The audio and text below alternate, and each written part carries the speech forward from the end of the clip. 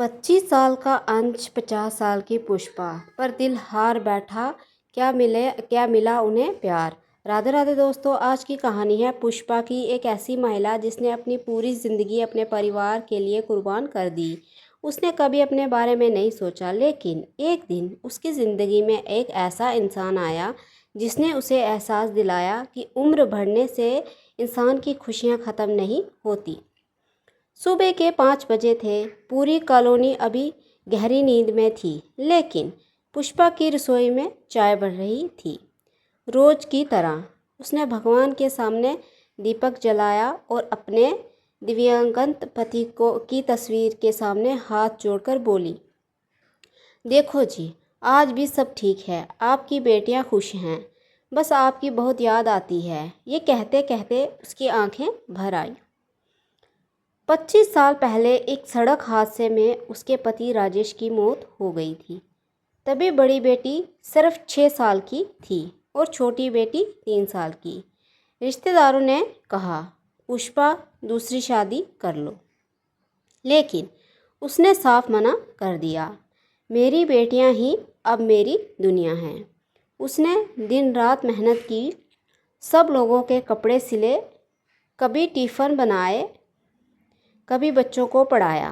धीरे धीरे दोनों बेटियां पढ़ लिख कर अपने पैरों पर खड़ी हो गई। समय बीता, दोनों की शादी हो गई। अब विशाल घर में सिर्फ पुष्पा रहती थी। दिन तो किसी तरह निकल जाता, लेकिन रात रात उसे काटने दौड़ती थी।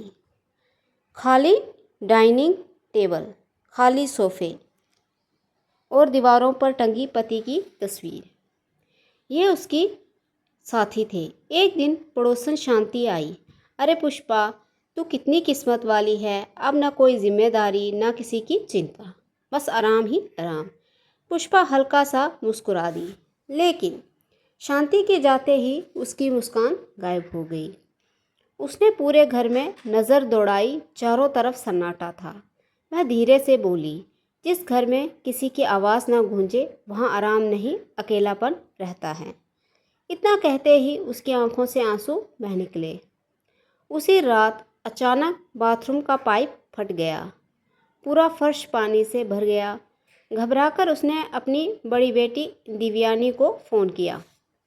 दिव्यानी बोली, मम्मी आप परेशान मत होइए, मैं अभी ऑनलाइन प्लम्बर बुक कर देती हूँ। करीब 40 मिनट बाद डोरबेल बजी। पुष्पा ने दरवाज़ा खोला। सामने लगभग 35 साल का एक युवक खड़ा था। चेहरे पर हल्की मुस्कान, हाथ में टूल बॉक्स, आँखों में आत्मविश्वास। नमस्ते मैडम, मेरा नाम अंश है, मैं पाइप ठीक करने आया हूँ। पुष्पा ने चुपचाप रास्ता दे दिया। अंश बाथरूम में काम करने लगा। काम करते करते उसकी नज़र डाइनिंग रूम में लगी एक पुरानी तस्वीर पर गई। तस्वीर में पुष्पा अपने पति के और दोनों बेटियों के साथ मुस्कुरा रही थी। अंश कुछ पल तस्वीर को देखता रहा, फिर धीरे से बोला, ये आपके पति हैं। कमरे में अचानक सन्नाटा छा गया। पुष्पा ने तस्वीर की तरफ देखा, फिर धीमी आवाज़ में बोली, हाँ, अब सिर्फ तस्वीरों में है। अंश ने तुरंत बात बदल दी। उसे महसूस हो गया था कि उसने अनजाने में ही पुराना जख्म छेड़ दिया है। करीब आधे घंटे बाद पाइप ठीक हो गई। पुष्पा पैसे देने लगी, लेकिन अंश मुस्कुराकर बोला, अगर बुरा ना माने तो एक कप चाय मिल सकती है। पुष्पा हैरान रह गई। 25 साल में पहली बार किसी ने उसे पैसे से पहले चाय मांगी थी। उसने बिना कुछ कहे रसोई में जाकर चाय बनाई। दोनों बरामदे में बैठ गए। कुछ देर तक दोनों चुप रहे। फिर अंश बोला, आप पूरे घर में अकेली रहती हैं? हाँ, डर नहीं लगता? पुष्पा मुस्कुरा दी, अकेले रहने वालों को डर नहीं लगता, बस कभी कभी बहुत खामोशी लगती है। अंश ने उसकी बात ध्यान से सुनी, फिर बोला, खामोशी सबसे ज़्यादा आवाज़ करती है अगर सुनने वाला अकेला हो। ये सुनकर पुष्पा पहली बार खुलकर हंसी। शायद वर्षों बाद किसी ने उसके दिल की बात समझी थी। चाय खत्म हुई, अंश जाने लगा। दरवाजे तक पहुंचकर उसने कहा, मैडम, अगर कभी किसी चीज़ की ज़रूरत हो तो बिना झिझक मुझे फ़ोन कर दीजिएगा। पुष्पा ने सिर्फ मुस्कुराकर सिर हिला दिया। दरवाज़ा बंद हुआ, लेकिन उसके चेहरे पर कोई सालों बाद एक सच्ची मुस्कान थी। उसे बिल्कुल भी अंदाज़ा नहीं था कि आज उसके घर में सिर्फ एक प्लम्बर नहीं गया, बल्कि उसकी सूनी ज़िंदगी में एक नई उम्मीद दस्तक दे चुकी थी। लेकिन क्या अंश की मुलाकात सिर्फ एक संयोग थी या उसके आने के पीछे कोई ऐसा राज छिपा था जो पुष्पा की पूरी ज़िंदगी बदलने वाला था। पुष्पा के घर में पाइप ठीक करने आया अंश उसकी सूनी ज़िंदगी में एक नई मुस्कान छोड़ गया। लेकिन पुष्पा नहीं जानती थी कि ये मुलाकात यहीं ख़त्म नहीं होने वाली।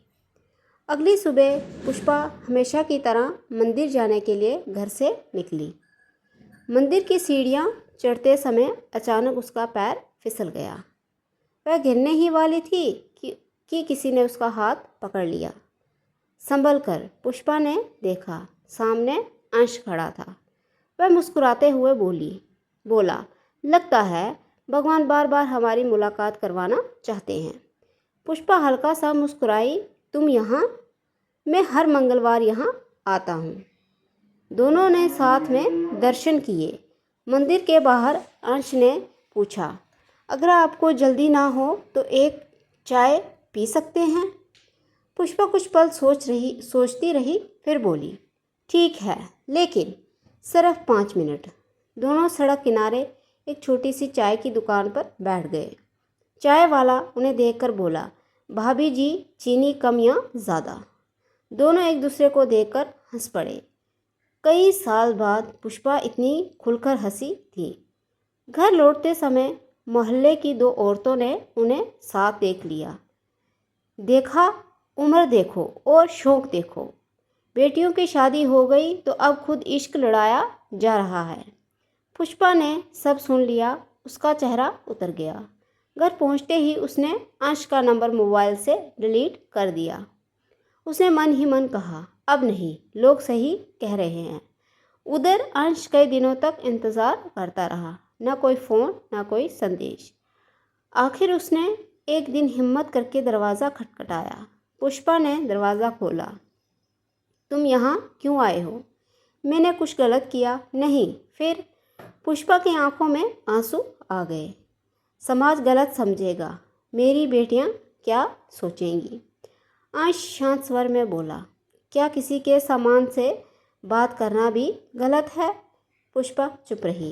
अंश बोला, मैं आपकी ज़िंदगी में कोई परेशानी नहीं बनना चाहता, लेकिन एक बात याद रखिए, अकेला रहना आपकी मजबूरी हो सकती है, लेकिन हमेशा दुखी रहना आपकी किस्मत नहीं।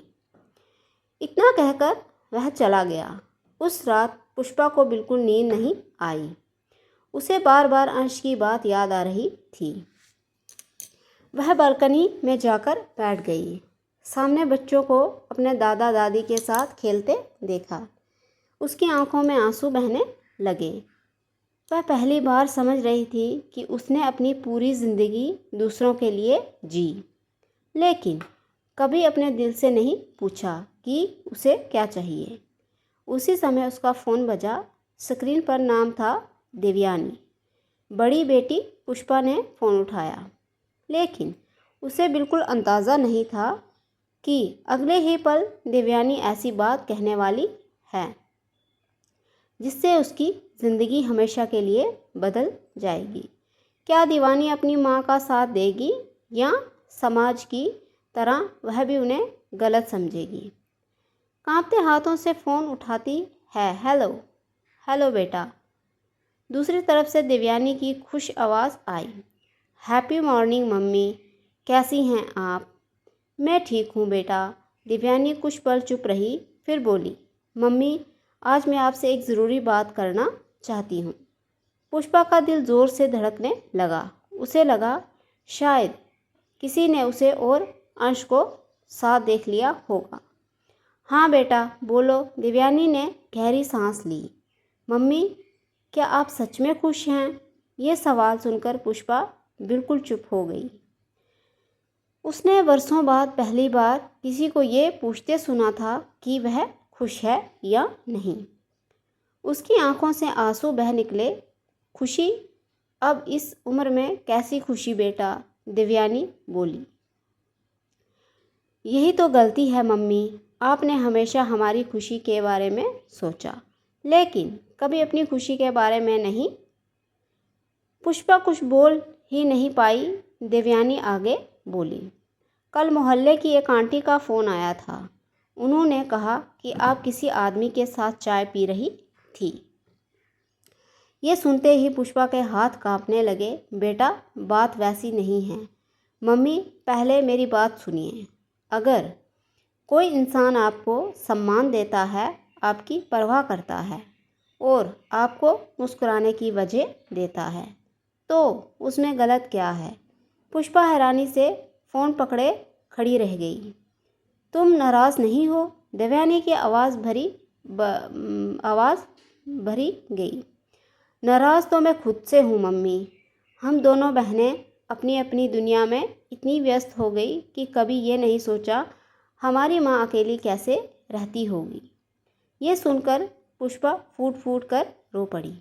उसी शाम देवयानी और उसकी छोटी बहन नंदिनी बिना बताए घर पहुंच गई। दरवाज़ा खुला, दोनों ने अपनी माँ को गले लगा लिया। बहुत देर तक तीनों सिर्फ रोती रही। कुछ देर बाद देवयानी बोली, मम्मी, अगर वो अंश अच्छा इंसान है तो हमें उससे मिलवाइए। पुष्पा चौंक गई। तुम लोग सच कह रहे हो? नंदिनी मुस्कुराकर बोली, हमें आपकी मुस्कान वापस चाहिए, बस। पुष्पा ने कांपते हाथों से मोबाइल उठाया, लेकिन अगले ही पल उसका चेहरा उतर गया। अंश का नंबर तो वो पहले ही डिलीट कर चुकी थी। अब उसे समझ नहीं आ रहा था कि अंश को कैसे ढूंढे। उसी समय दरवाजे की घंटी बजी। पुष्पा ने दरवाज़ा खोला। सामने एक कुरियर वाला खड़ा था। उसने एक छोटा सा पैकेट दिया।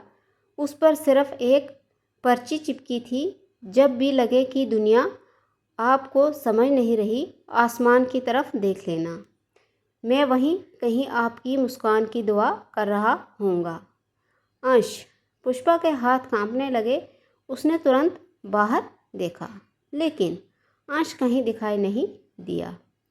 क्या अंश हमेशा के लिए चला गया था, या किस्मत एक बार फिर उन्हें दोनों को मिलवाने वाली थी? पुष्पा रोज़ शाम को उसी मंदिर की सीढ़ियों पर बैठने लगी जहां उसकी पहली मुलाकात अंश से हुई थी। दिन बीतते गए। 1 हफ्ता, 2 हफ्ते, पूरा 1 महीना, लेकिन अंश वापस नहीं आया। एक दिन मंदिर से लौटते समय उसने देखा कि एक सड़क किनारे एक बुजुर्ग व्यक्ति बेहोश होकर गिर पड़ा है। लोग वीडियो बना रहे थे, लेकिन कोई मदद के लिए आगे नहीं आया। पुष्पा तुरंत दौड़ी। उसने एम्बुलेंस बुलाई और उस बुजुर्ग को अस्पताल पहुंचाया। डॉक्टर ने कहा अगर इन्हें 10 मिनट और देर हो जाती तो शायद इन्हें बचाना मुश्किल हो जाता। तभी पीछे से एक परिचित आवाज़ आई, मुझे पता था, आपका दिल आज भी सबसे अलग है। पुष्पा ने पलटकर देखा, सामने अंश खड़ा था। उसकी आंखों में वही मुस्कान थी। पुष्पा की आंखों से आंसू बह निकले। तुम कहाँ चले गए थे? अंश मुस्कुराया, मैं एक दूसरे शहर में काम पर गया था, लेकिन जाने से पहले मैं ये देखना चाहता था कि आप अपने लिए जीना सीख रही हैं या नहीं। पुष्पा बोली, तुम्हारे जाने के बाद समझ आया कि ज़िंदगी सिर्फ सांस लेने का नाम नहीं, मुस्कुराने का भी नाम है। उसी समय देवयानी और नंदिनी भी अस्पताल पहुंच गई। उन्होंने अंश के सामने हाथ जोड़कर कहा, धन्यवाद, आपने हमारी माँ को फिर से हंसना सिखाया। अंश ने मुस्कुराकर कहा, मैंने कुछ नहीं किया, बस इन्हें याद दिलाया कि इनकी अपनी ज़िंदगी भी है। कुछ महीनों बाद मोहल्ले के लोगों ने देखा कि पुष्पा अब पहले जैसी नहीं रही। वह अकेले घर में बैठने के बजाय एक सीनियर सिटीज़न सहायता समूह चलाने लगी। हर रविवार बुज़ुर्ग लोग वहाँ इकट्ठे होते, हंसते गाते, किताबें पढ़ते और एक दूसरे का सहारा बनते। अंश भी समय मिलने पर वहाँ आकर सबकी मदद करता। एक दिन पूरे मोहल्ले के सामने अंश ने कहा, रिश्ता सिर्फ शादी का नाम नहीं होता। कभी कभी सम्मान, दोस्ती और अपनापन ही किसी इंसान को नई जिंदगी दे देता है। सभी लोगों ने तालियां बजाई। जो लोग कभी पुष्पा की बातें बनाया करते थे, वह आज उसकी हिम्मत और सेवा की तारीफ कर रहे थे। पुष्पा ने आसमान की ओर देखा, अपने दिव्यांग पति की तस्वीर को मन ही मन याद किया और मुस्कुराकर बोली, मैंने तुम्हें कभी नहीं बुलाया, लेकिन आज मैंने खुद को फिर से पा लिया। उसकी आंखों में आंसू थे, लेकिन इस बार ये आंसू दुख के नहीं, नई शुरुआत की खुशी के थे। कहानी की सीख। उम्र कभी भी खुशियाँ जीने के सीमा नहीं होती। हर इंसान को सम्मान, अपनापन और अपने लिए जीने का अधिकार होता है। अगर यह कहानी आपके दिल को छू गई हो तो इसे अपनों के साथ ज़रूर साझा करें। शायद किसी की ज़िंदगी में भी यह एक नई उम्मीद जगा दे। तो फ्रेंड्स, ये थी हमारी आज की स्टोरी। मिलेंगे आपके साथ नई स्टोरी के साथ। तब तक के लिए वीडियो को लाइक, शेयर, कमेंट ज़रूर कर दीजिए। चैनल को सब्सक्राइब करना ना भूलिए। साथ ही बेल आइकन को प्रेस कर लीजिए ताकि नई वीडियो का नोटिफिकेशन है सबसे पहले आप तक पहुँचे। तो मिलते हैं नेक्स्ट वीडियो में। तब तक के लिए धन्यवाद।